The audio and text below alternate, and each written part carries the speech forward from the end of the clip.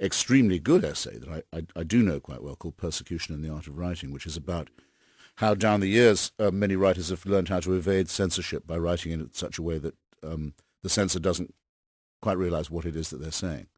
It gets it past them with sort of literary ingenuity. It's a very well-turned essay, and because he deals in these arcana, many people have a kind of conspiratorial view of what his influence really is, which is a vulgar misrepresentation.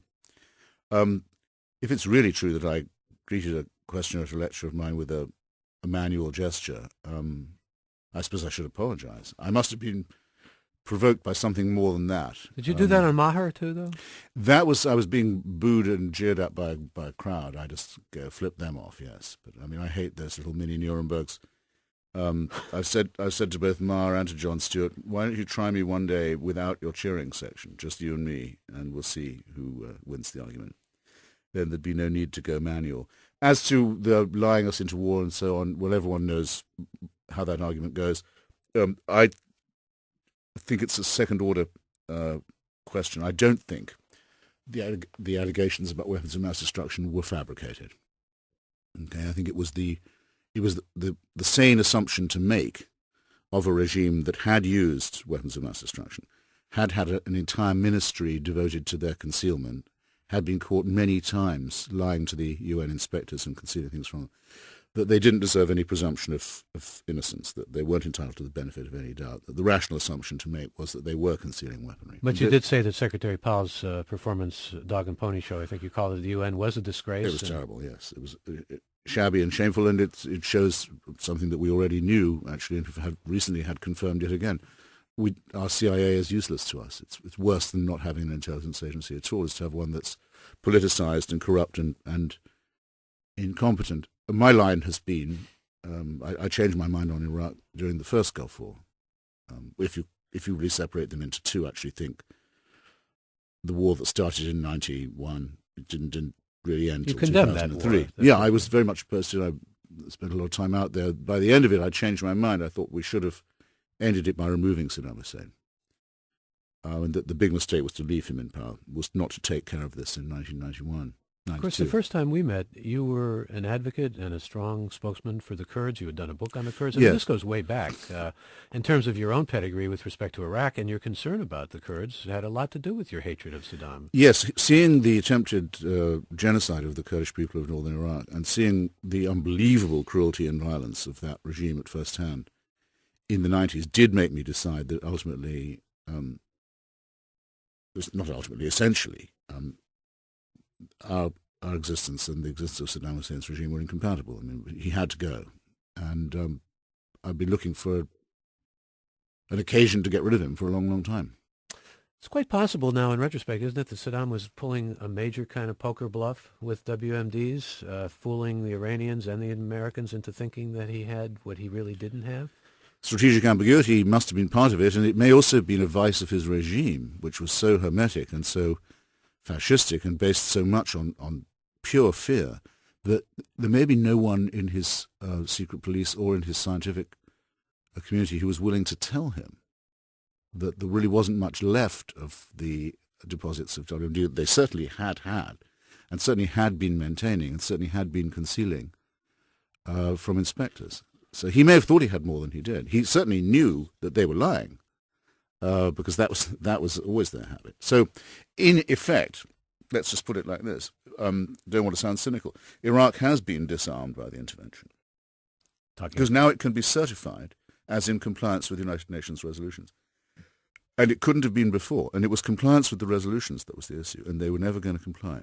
Talking again, if you've just joined us with Christopher Hitchens, and he is... By the way, it also seems that later that year the Iranians halted their own program, and we know that the Libyans gave theirs up as a result of the Iraq intervention, or partly as a result of it. And we know that as a result of the analysis of what Libya had, which was a lot more than anyone had suspected, it was worse than we thought, we were able to walk back the cat and unmask the AQ Khan, Nukes Are Us Walmart in Pakistan. And also to unmask a lot of what had been going on in North Korea. So in non-proliferation terms, the Iraq operation must be accounted a huge success. I'm serious. Again, talking to Christopher Hitchens. His newest books are God is Not Great, How Religion Poisons Everything, and The Portable Atheist, Essential Readings for the Non-Believer.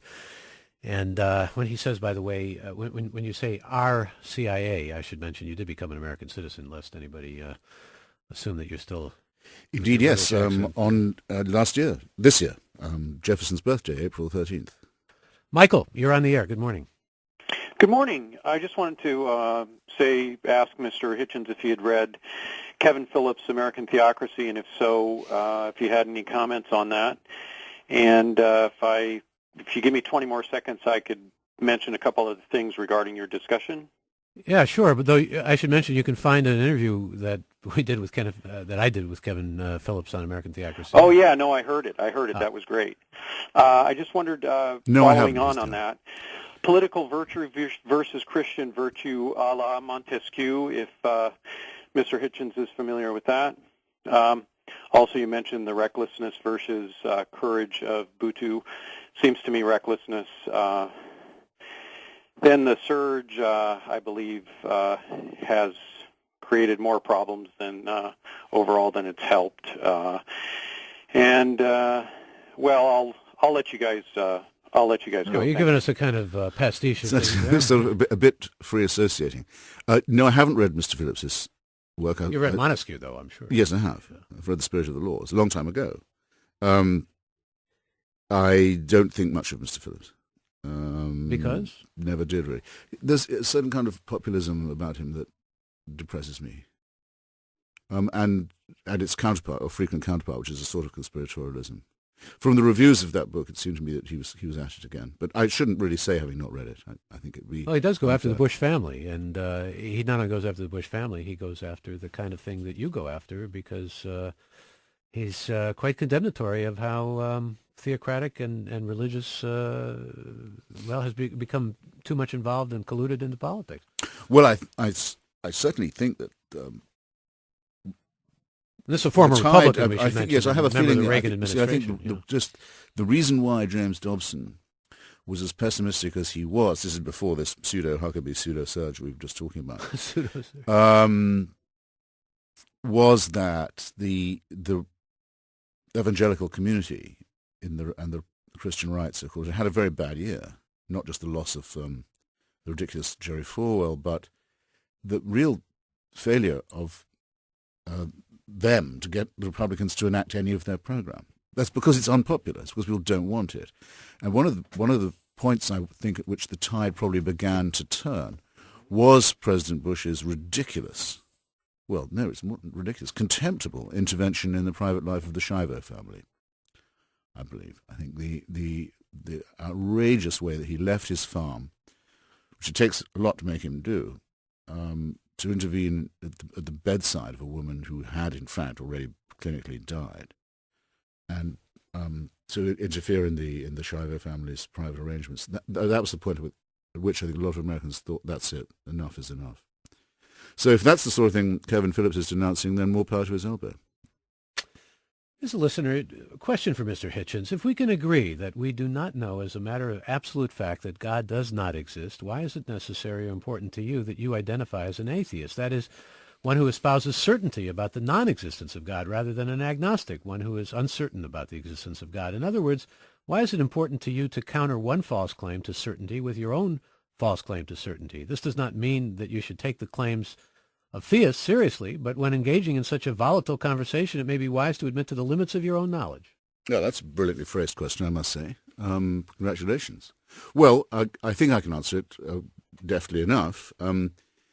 First, there's the difference between deism and theism. To say that there is no God, in other words, no presiding, perhaps originating or creating force, is beyond anyone's capacity. We cannot say we know that's not so.